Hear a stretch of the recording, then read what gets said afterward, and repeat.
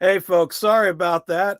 Somehow technology kicked in and decided to cut my internet out of the case. So I apologize. But like I said before, you know, we have with us a man that has done so much for not only Baltimore, but just for people all over the US. And I wanted to definitely bring him on here, ladies and gentlemen, because of the fact that he has written a book called The Art of Leadership: Success Strategies for the 21st Century. Now, I'm going to be real honest with you, with everybody on this one. This one struck a chord with me just because, someone who has had a history of serving under some really great leaders and then some that were not so good leaders. We'll just be blunt with it that, they were very toxic leaders.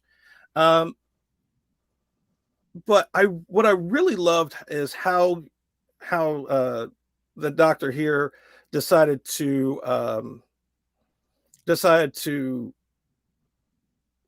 break it down into categories for us. Dr. Leroy, can you hear us? Yes, sir. I'm here. Yeah. Okay. I just wanted to make sure because your head was down just a little bit. I was like, oh no, No, I'm sorry. I was writing down something. I'm sorry. I was writing down something. you're good. Hey, we're on par for this show right now. Okay. Last week I forgot to unmute. This week we had Oh, technical difficulties. You know what? I love this show. I love doing this live. It's great. But and I anyways, always say this. I always say this that when you have these obstacles and things that get in your way, it means that the mhm, information that's about to be given is so important that yes. they don't want folks to be able to receive it and get it. So you persevere through it. So absolutely. It's one of those things that I've been shown so many things as of late that like, oh, you should do this. I have some people that support me so much. I have a friend of mine. Her name is Tiffany Roman. She has her own web show called Small Biz Highlights, and she helped me Mm, to get the layout and everything for my overlays and stuff. So, I have great people in my life that support mm, me. That it makes it so much better to know that even though those little things are coming up every once in a while with us, that we can still do it. And though when we right. have these Right. hiccups like technology, Yeah. then it's just a hiccup. That's it. And we just Right. press forward with it. But I digress and get back to this. But like I said earlier, I really loved how you broke down leadership into, the three main categories. And this is what he Mhm. sent to me, ladies and gentlemen, was leaders are leaders because they were called to be leaders. Leaders are that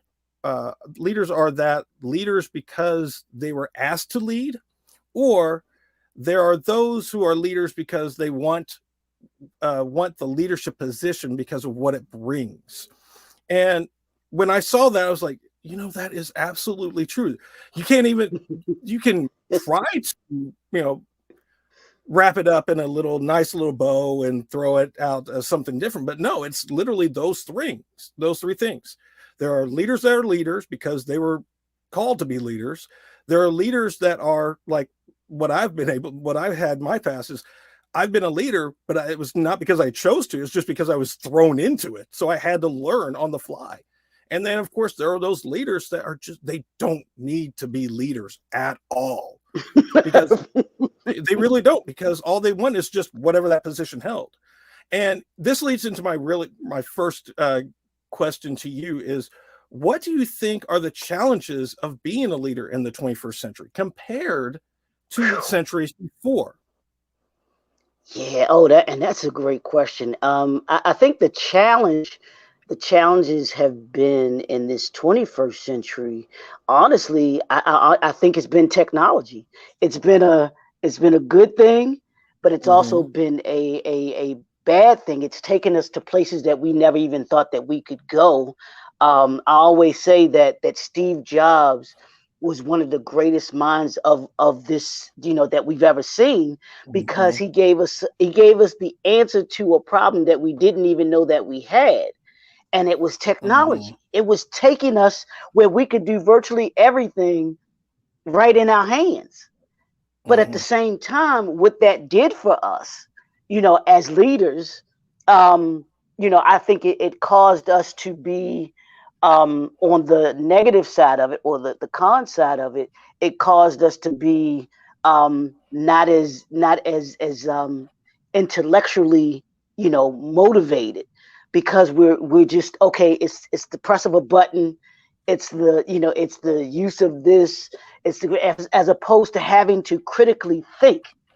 I think that's the major difference between leaders of that came before us and now. They were more critical thinkers, because they had to figure it out without having to, how do I get this group of people, or this message to these people, to move towards one vision, one kind of objective, one assignment, without the use of outside means. They didn't have the distractions that today's leaders have. Today's leaders, I believe, have a number of distractions that come along with that position. And one of the things that I've noticed in this day and time, to be honest with you, and me and one of my closest friends, we talk about this all the time, because we started this job together. We were my major is hotel restaurant management. So I was in the hospitality industry when I first graduated out of school. So he and I opened this property from the ground up out here, and was in Columbia, Maryland, an extended stay America property. So we're working together at this property, first initially as assistant GM, and then he was the manager in training, and then we kind of worked together in that spot. He went on to become assistant GM at another property. But as we worked together, we worked together. I mean, it was just like a hand in glove. We were just like, I'm talking Joe Montana and Jerry Rice type. That's how we were. He knew how to handle this. You take care of this, I'm going to take care of this. We worked together like that. We worked hard. Each of us individually, I know we worked easily 65 to 75 hours a week. We put in that work. Yeah, that's a lot. And that's it. Yeah, that's a lot. That's each of us. That's not just both of us together. That's each of us doing that. And so we were talking about the hospitality industry in this day and time. And we were like, because we've noticed that there's been a shift, but then there's also been this gaping hole of a need for general managers. So he and I was like, they can't handle it. I said, this generation can't handle the work ethic that you need to have, especially that particular industry, because it's 24 hours. It's 24 hours. He and I always laugh, because we can handle any position, losing any employee from any position, because you got to work the front desk, you got to clean rooms. It comes to that. He said the one position that we would like, you want to make sure that you always have, and you want to make them happy, is your night auditor. You want to absolutely, make sure absolutely. I'm so glad you said that. Oh my gosh, that is the most important job in any hotel or motel. Absolutely, because of everything that goes on in the middle of the night that most people won't even see, that don't even know happens. And there's so many things that can pop up. There's many times in the middle of the night when I was traveling with my family early on before COVID and stuff, there was a lot of times where things would happen in the middle of the night, and we would just either you would need like extra, especially when you have young kids that pee in the bed, or you've had too much to drink and you pee in the bed. But you don't want to sleep in that. You don't want them to sleep in it. So having Yep. someone there that can just automatically go, hey, no problem. We will go get you some new linen. We'll take the old stuff, and just that way you guys can have a nice rest. That shows a great team member of that hotel and or motel. And these people are just, they're the unsung heroes, or the people that do the night work. And that's that leads me into my next question in a way, because we all know that there are good leaders that inspire us to do things, and because that's the definition of a leader. A leader is someone who inspires you to do things you never thought you could do. And then, of course, for the bad leaders, they're not even leaders. I can't even call them leaders. They are managers. And and a bad manager is someone who just tries to persuade you to do something you really don't want to do. And that's why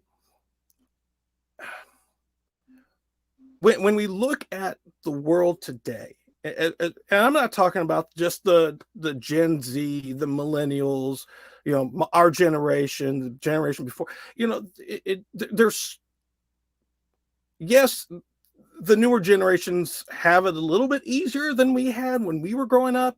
And every generation says that. That's something that will always happen. And that's the way, honestly, that's the way it should be. It should be easier for that next generation than it was for the prior generation. Exactly. And that's why I want to ask you this. Is like, why do you think we have so many leaders today using, the managerial style of leadership in the workforce? And do you think this style of leadership can work today, or is it just creating more toxic work environments? Well, I think I don't think it can be sustained, to be honest with you. It can't be sustained. Yeah, it can't be sustained. And here's, like you said, here's the difference between a leader and a manager, as you said. Here's what I found to be the characteristics of a leader, and it actually is the acronym leader. It's the L is for someone who listens and learns. The first E is for empower. They empower others to be able to do what it is that they need to do to get their job done. They understand their assignments. They have the ability to articulate that and to give them the tools that they need in order to be able to do what it is that they need to do, or even become leaders themselves. The A is for assist. They're able to assist people to not only from a personal perspective, but a professional perspective, but also personal. A personal perspective too. They have the compassion ability to be able to assist them in the things that they need to do, or they have the ability to move them from one level to the next level, preparing them for that next position that they want to move to. And the D is for develop. That's what they do as well. They develop other leaders. They have the ability to develop other leaders, develop people's skill sets so that they gain something by being under them or working for them and working for them. The second E is for execute. Every leader understands and knows how to execute. I don't have to execute it, but I have the ability to get others to be able to execute what it is that needs to be done. And I always talk about, even though I can't stand them, the New England Patriots, Bill Belichick, the coach, can't stand him. I just don't like the Patriots. But I always say this: he is a great coach, because at the end of the day, I don't care what personnel you give him, they're going to know their assignments. They're going to know where they're supposed to be. They're going to know what they're supposed to do. And they're going to know how to build the ability. Trust me, they're going to be better than what they thought. Like you said, they're going to be better than what they thought they could be, or operate better than what they thought they could. Why? Because he's given them, he's assisted them, he's developed them into being able to understand who they are, what they need to do, and be where it is that they need to be at that particular time when it comes to being on the field. He's not going to put somebody on the field that does not know their assignment and know where they need to be. Right. That's what you can always say about any of his teams, no matter whether you don't like them or do love them, you can always say they're going to be prepared. And that's what a great leader does. And then the R is for results. Great leaders get results. Bottom line, they get it done.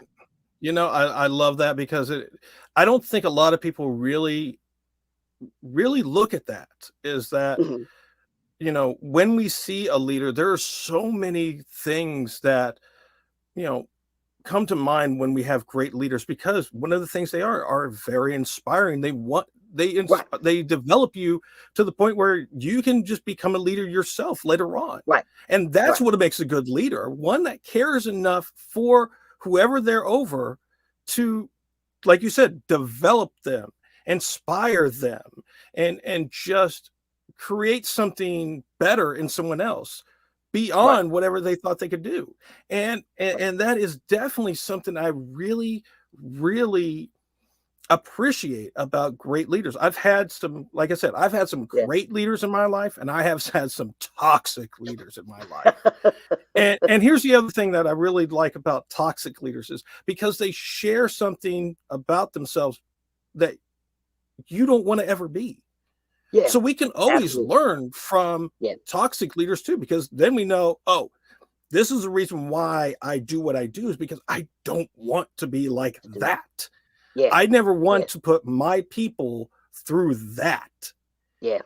And here's the other thing that we have to understand, ladies and gentlemen, is that leadership is not just someone who has a position in a business or in the church or in the military, whatever the case may be. A leader is someone who can actually be, someone in the family is a leader. The head of the family is a leader. Someone that is a teacher, that's a leader. There's so many different positions in life that make leaders. And we don't even think about that, but they are. Someone who's actually giving you wisdom and that you want to learn so much more from, that's a leader.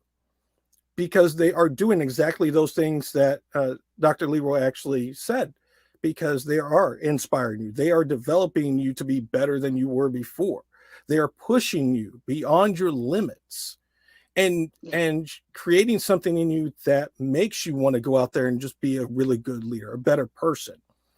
So, saying that, like, being a great leader, means that you have a different perspective than those you are leading to a successful outcome. Like you said earlier, with the coach, of the Patriots, when you can tell somebody something and they just go out and just execute.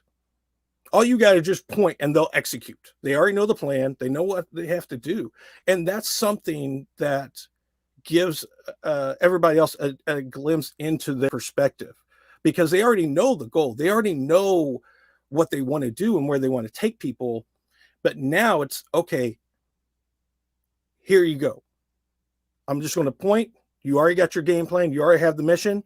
Now just execute it. That's all you got to do. But that takes a great perspective outside of the box of thinking, So you remember, I had, I once had a captain who, I wish I could remember his name. I wish I could, because he was a good leader. He was a good officer.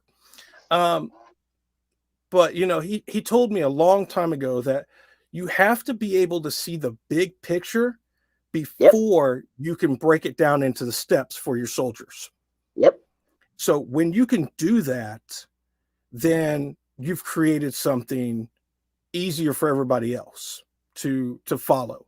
Now, obviously with your what you just said, I agree with that. But what type of why would you agree with that? What is it of that statement makes? Yes, that is absolutely true. Well, I think what it is, I think what he was saying was, leaders are, they're visionaries, because they have to see the end before they get you to begin, if that makes sense to anybody.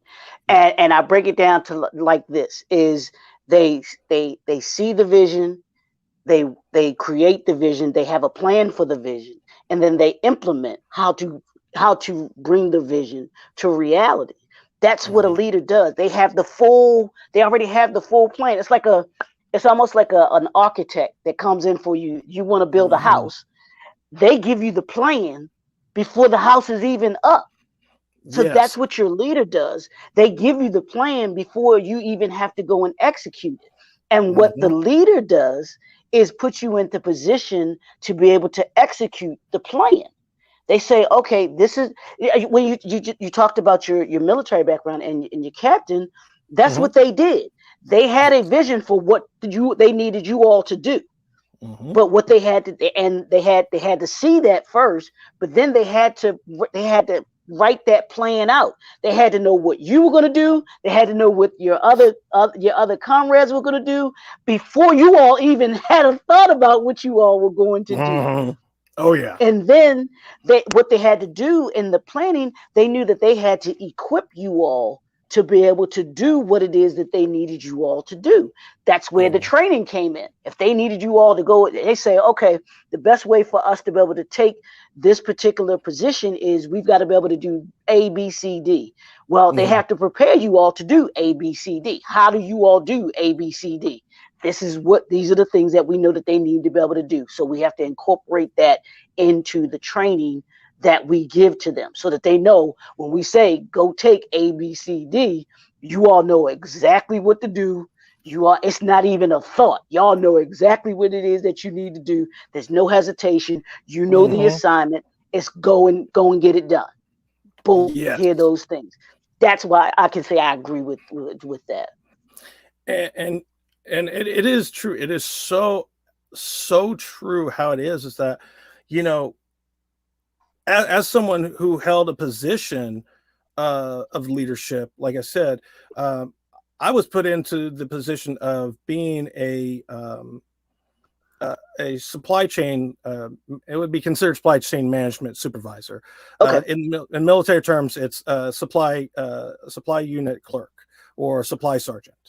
But when I was put in the position of supply sergeant, it was only just because of how much experience I had, and all the things that I had done, overseas, as well as in the logistical manager's position at a battalion level instead of a company level. But it was also those things that just really, I wish I could say it, put how much into words, all the people that just made me better because of all the things that they did to put me in that position and make me someone who, even though I left on bad terms, I took medication that was expired, and when I went to take a drug test, I came up hot. So they had to basically just use me as even though everybody knew that I wasn't that type of person, I still had to go through the same thing anybody else did. And I was made an example, unfortunately. So because of my medical retirement, instead of going out as a sergeant, I went out the same way I came in, as a private first class. And it sucks that way, but I'm glad it happened, because there are things that happened that got me to where I'm at now. And it took great leaders in my life and people who supported me in my life to keep me going, keep me doing what I'm doing. And I'm so grateful for those. That's why I love saying that the good times and the bad times are still times that are part of our life. That's why I say toxic leaders and good leaders are still people you want to listen to, in the sense of, you're going to take the good things from the good leaders, and you're going to take the bad things and remind you how to not do that, to be a better leader.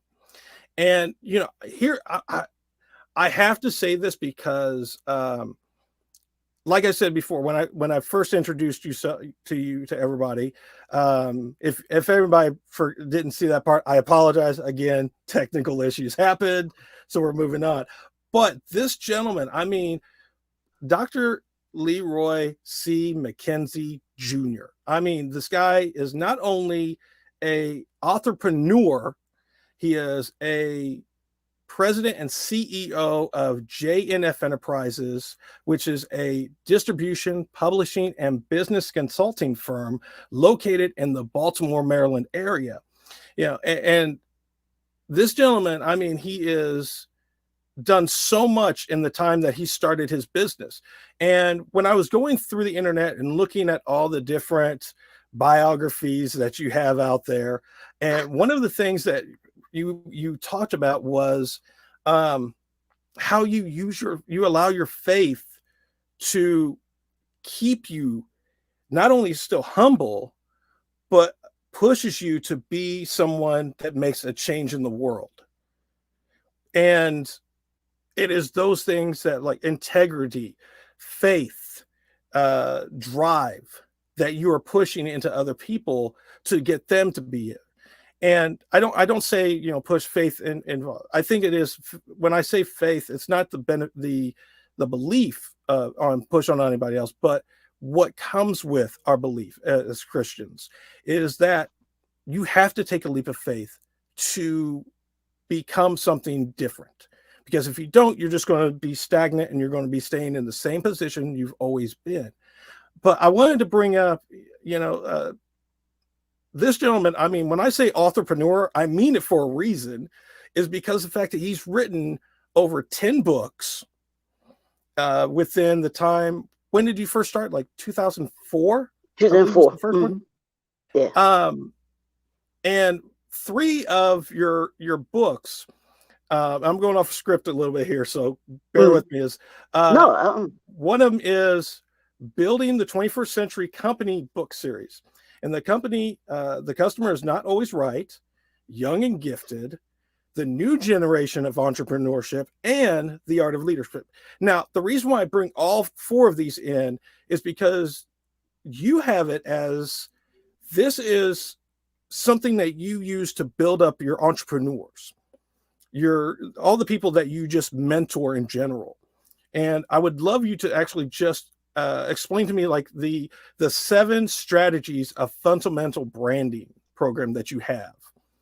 And if you could share that with everybody right now, please. I'm interested. I want to know. Sure. I mean, absolutely. And that came, that idea, the 7 fundamental strategies of branding, came from me wanting to coming to understand, one, what branding was, but to have a process and a procedure in place that not only I use, but then also my clients can use to be able to build a brand, to grow their brand, as well as themselves and the businesses that they have. So I was like, well, let me see what it is that seems to be consistent throughout what I do and how I go about doing the growth. So I just sat down and I started thinking about it. I said, the strategy, the first strategy is partnerships, collaborations, and sponsorships. That's, who do I partner with? Who can I collaborate with? What events do I maybe want to even sponsor as a company? Because that's a part of getting your brand out there as well.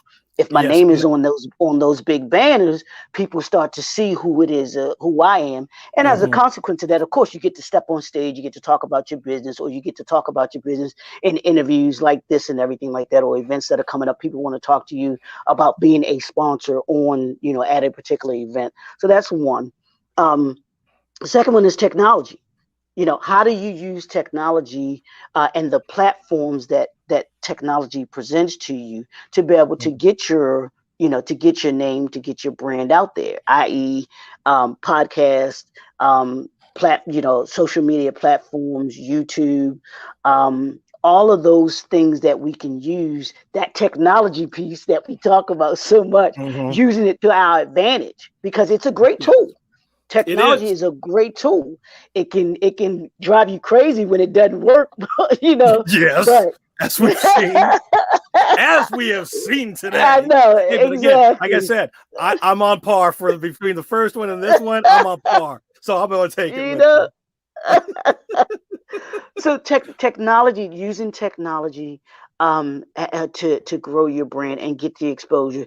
It has been Technology has become the great equalizer when it Yes. comes to small businesses versus big businesses, because Yes. like we could, as you know, right now I can be sitting in my living room just as I am now, and I can be doing business with someone over in Africa. Yep. Boom, just like that. And that's Just something like that that. others So didn't have before. correct. We've had, Right. where you can do teleconferences and stuff like that Yeah, but nothing to this before, but level. nothing like this until Yeah. something bad happens Yep. and it just Yeah. threw us into a whole different loop. But please, yeah, Yeah. continue. Sorry. Yeah. I mean, you have that. So technology is the second piece. The third piece is what I call, it's a third and fourth. They kind of go together. It's your events calendar and your calendar of events. Let me explain the difference. Your events Mhm, calendar are things that you as a business put on. That means mhm, certain things that you're doing with your business to promote your business. You might have an event that you do, that mhm. whether it's we got Christmas coming up, so you have different sales that are coming on. You want to promote your business and everything like that. So it's those events that you put on as a business, as a brand, so that people can know who you are. Then your calendar of events is, whose calendar are you on? I was on your calendar for today to be able to Mhm. talk about my book. So what are those events? What are those different aspects of business, or events that are going on that you can go to network? You and I belong to Mhm. Clubhouse, the same Yep. one of the same Clubhouse rooms. That's where we go to network. When we go to Yep. network, we give our expertise as well as get expert information and knowledge that we use. Mhm. So those things like that are your calendar of events. Those are things that you place on your calendar so that you're in certain rooms, or you're at certain events, so that you can network, so that you can get the exposure that you need in order to be able to get people to know who you are and what you do. Yes. The next one is promotions. How do you promote your brand? What is it? Do you put packages? How do you put packages together? Do you have workshops, or do you have master classes? I partnered, and this is how show you how this strategy thing works. I have a master class that I'm doing next year at the end of in March going into April. I partnered with two other business associates of mine to do this master Nice. class. So Nice. what do? We partnered together or collaborated. We're using technology to promote it, because we're going to be doing all kinds of different spots where we're doing lives. We have the flyers that we put out, all of those things. I'm on here talking about it right now. So we have those different aspects of technology that we use to promote it. It's one of my events calendar. It's one of my events that I'm putting on, because Jnf is me. So that's what I Mhm. do. And then it's also a calendar of events, because it's on their events too. Because as they talk about the event, they're not only talking about themselves, they're going to be talking, I get included in that talking, because I'm one of the speakers. I'm one of the ones doing the master class. So that goes down to the promotions. All of Mhm. that ties into what I'm talking about. And then of course there's your products and services. What products and services do you offer? Have the physical book. You can The see that. product. Yep. Yeah, that's the product that you have. Or do I want to, what can I, how to add to, you go to McDonald's. McDonald's has had the same menu for a number of years: Big Mac, cheeseburger, hamburger. But The if classics. you've noticed Yep. over the past several years, as people have gotten to want to eat healthier, they've added salads. They'll have a Mhm. promotion for the McRib, when they want to bring that when Mhm. they want to bring that out from time to time. Ugh, So yeah, I know, right? yeah. But they want to add Here's they add that to their menu. But it's about yeah. understanding what can you add to your products and services, or do you need to add anything to your products and Yeah. services? And your clients will tell you that if there's something that they particularly need that you don't offer, you're like, well, man, maybe that's something that I do need to kind Yeah. of add to what I'm doing. and it can assist you in being able to add another string to your bottom line. So, those are the things. And then the last one is just the culture, the brand new culture. It's those three fundamental things Yep. that you want people to think about when it comes to your brand. And mine is enlighten, empower, and impact. Everybody knows that when they hear the name Jnf Enterprises LLC, they know that they're going to get something that enlightens them, empowers them, impacts them. It's going to teach you something, it's going to equip you with something, and then it's going to impact you to want to do something. So those are the seven strategies. I'm so glad that I said that, because I asked you that, because that's ladies and gentlemen, I want to show you what a leader is. That right there, right in front of you, I'm giving him on a silver platter for you. That is a leader, because he's taking all of his life experience and everything that he's seen, and he is packaging it up into wisdom for you. And I'm glad you also brought up McDonald's, because yes, they've had the same things on there over and over again. It really doesn't change too much. No, but it's how they package it. Yep. It's the packaging that has changed through the generations. Right. The Big Mac has been around since like the years, late 80s, early 90s. Yeah. It's still around. Nothing's changed ingredients wise. Yep. Now we just know what's in a little bit more. I know, right? Sometimes I really don't want to know. But yeah, it's still the same package, still the same thing. It's just packaged different through the years. And that is something else that we can always look at when we're trying to express and inspire others to do things that they didn't think that they could do.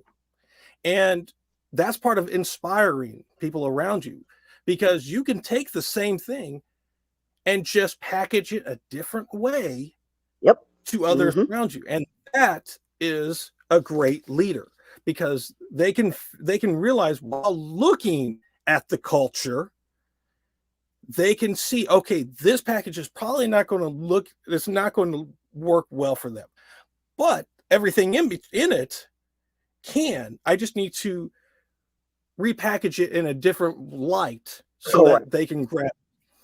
And I'm glad we went into this, because it comes into one of my last questions for you is like, in this story that we've presented out to everybody, every story has a meaning behind it, and every author prays that their readers will clearly understand the meaning that they're putting out. So what knowledge or feelings do you want them to walk away with after reading your book? And what knowledge and feelings do you want people to know about you and feel about you as the author?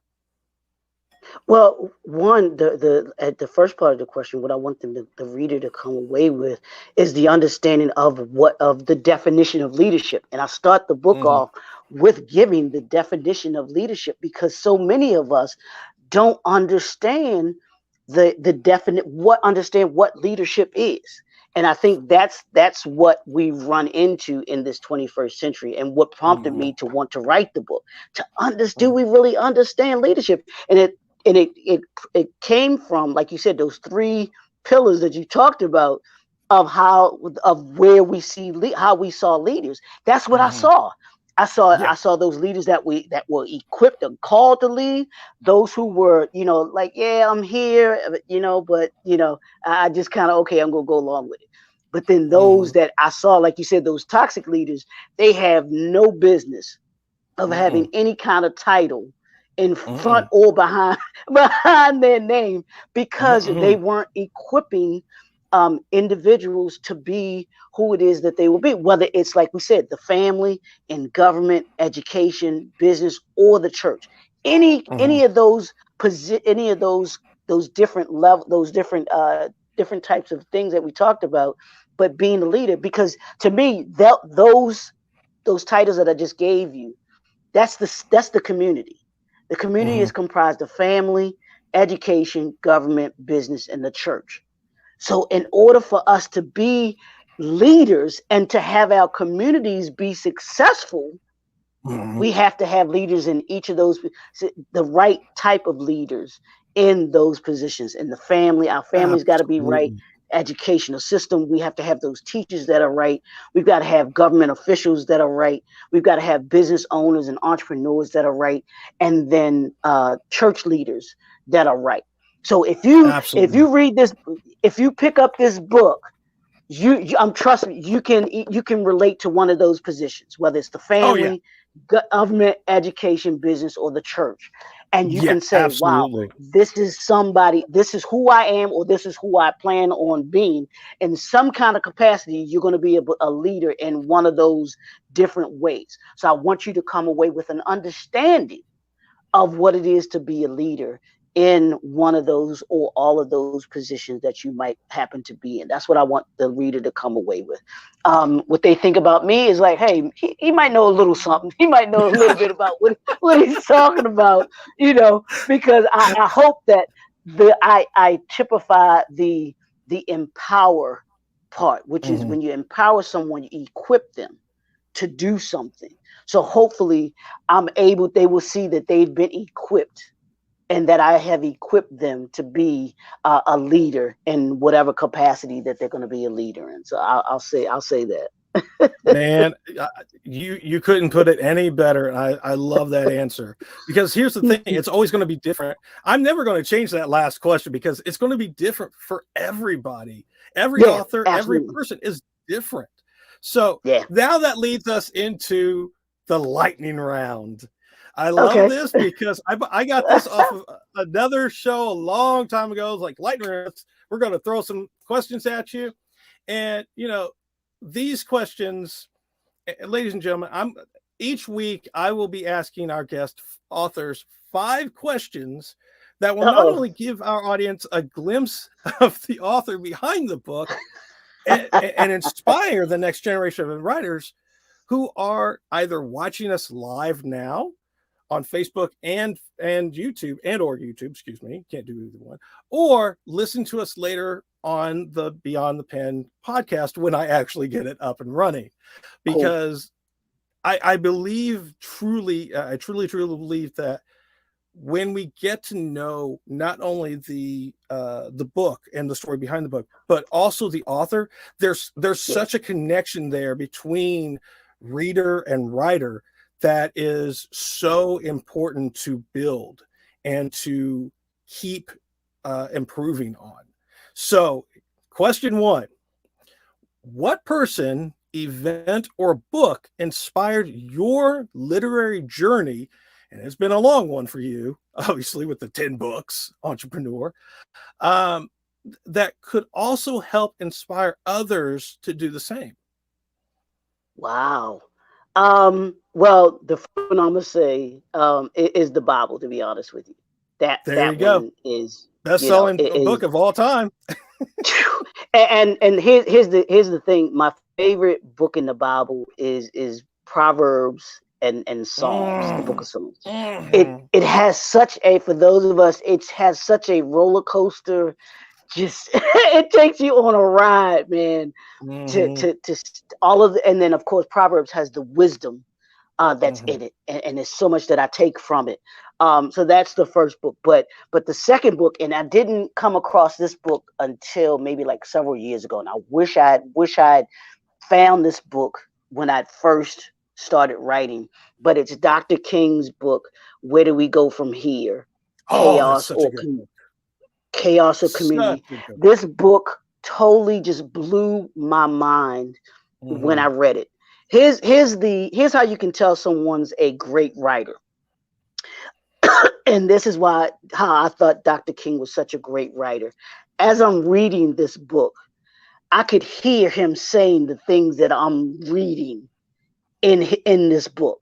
It's his voice literally saying it. It's just like you ever go to a concert and you have this image of somebody singing, and then when you go to the concert, they sound just like the CD. It's nothing like it. I mean, it's just phenomenal. And that's what this book did for me, because he gave us the blueprint for how we how we as a community can build, how we connect, how we grow, and how we can be successful as leaders. Yes. It's all right there in his book, and I was just like, oh my gosh! I mean, I could name a number of other books. Reginald F. Lewis book, Why Should the White Men Have All the Fun? Just, I mean, the first billionaire, Wow. first man, black billionaire, or put together $1 billion deal. Just, I mean, that book. I mean, say changed my life. It just showed me what Mhm. what I could be, because it was the first man Yes. that I saw that looked like me, that was a billionaire, or put a billion Yes. dollar deal together. It's just, those are just a couple of the books that inspired me to want to do what I do, in the literary form that they did in Mhm. the literary form too. Yeah, that those are awesome. I love those. All Yeah. right, question 2. What are some common traps for aspiring writers that either had in your personal journey that you either had in your personal journey, excuse me, or you've seen others have? One, don't fall into the trap of I know it all. don't fall into Yes. the trap that don't fall into the trap that I can do it all, because Mhm. you can't. And then the third thing is um don't procrastinate. That's the one that Mm. hits me. Because I've been guilty of doing that. Don't Mhm. procrastinate. So those are three quick things that I would say. Don't fall into that trap of think that you know it all. Don't fall into the trap of thinking that you have to do it all. Have a Mhm. great team around you. Have great people around you. I call it your circle of impact. Those people Yes. that are around you that you can pour into, and then that also pour into you. And then don't fall into that trap of procrastination. And this is why I love that. I love those, because here's question 3, and this leads into question 2. That's why I have it like this. It's Okay. so great. What is your writing kryptonite? I just said it. Procrastination. There you It go. really is. That's Eh, my kryptonite. I gotta admit it. It's just like sometimes I'm just like, okay, I'm gonna do it. I gotta get to it. I gotta get to it. I gotta get to it. And Yep. then it's like, Yep. oh man, I gotta do this. Yep. So that so I will admit, that's why I can give the third one. That's why I can give the don't fall into See, the trap of procrastination. that's going to be, I'm probably going to say this. I'm going to say this right now, and I'm going to hold myself to it later on as I get more guests, but I'm pretty sure that's probably going to be the number one answer of all authors is procrastination. All right. Question number 4. If you could tell your younger self anything, what would it be? Wow. One of it would be never stop believing. And keep writing. Keep writing. Your influence and your impact is coming. That's awesome. That's simple. Yeah, Yeah. it's true. And last but not least, question number 5. What quote inspires you to continue writing, or even just inspires you to be the best you can be? Well, the one that inspires me the most is the one that I mentioned, Reginald F. Lewis's book, and I say it inspires me the most to keep writing. One, because of who he was and what he accomplished in the small time. Because he died, I think, when he was 50, if I'm not Mhm. mistaken. I think he's very young. He was young when he passed away, but he had accomplished so much in the years that he, and he was just such a gifted man. He was a gifted man, and accomplished so much and did so much for others, and paved the way for folks like me to be Yeah. able to write and to be able to do what it is that I do. And who am I not to pour into others as he poured in just in his book, has poured into me. So, So is I would there a say that. certain quote? Is there a certain quote that he has that's pushed you? Um Honestly, the title of his book, Why Should White Men Have All the Fun? There you go. That says it. Hey, Okay, there you go. It works. yeah, It hey. works. I'm not going to say no to that one. I Why want to should have fun too. Exactly. Why do this? All right. Well, thank you so much for being here, Dr. Leroy McKenzie Jr., and being my guest today and sharing with us the story behind your book, The Art of Leadership: Success Strategies for the 21st Century Leader. Ladies and gentlemen, I have the link for his Amazon account on there that you can go over there and buy this book. I mean, it's not expensive. It's there's so, for all the knowledge that he's got in there, it's worth the price. I mean, it's going to come back to you tenfold, 100-fold later on in your life as soon as you get this book, put it into your life, and just run with it.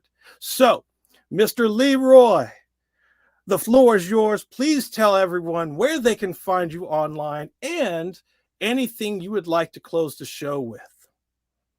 Well, first, Maggie, thank you for having me on your show. I appreciate you having me on and having this discussion that you and I both have talked about, that we said that is one that needs to be had when it comes to leadership.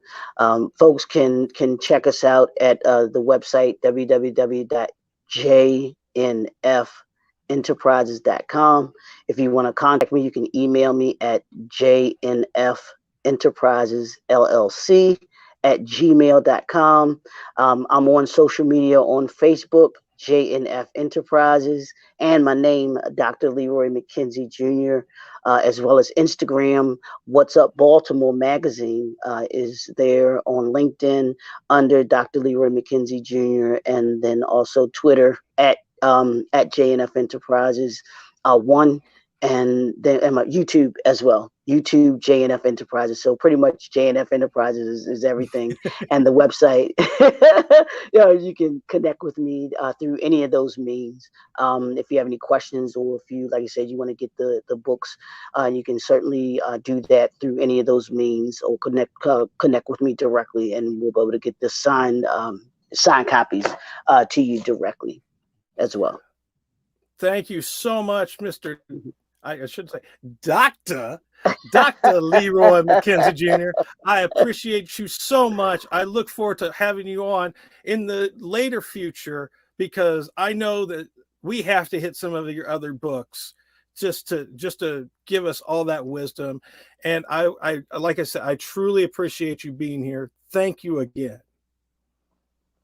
No, absolutely. Thank you, man. Anytime, man. Thank you so much for having me.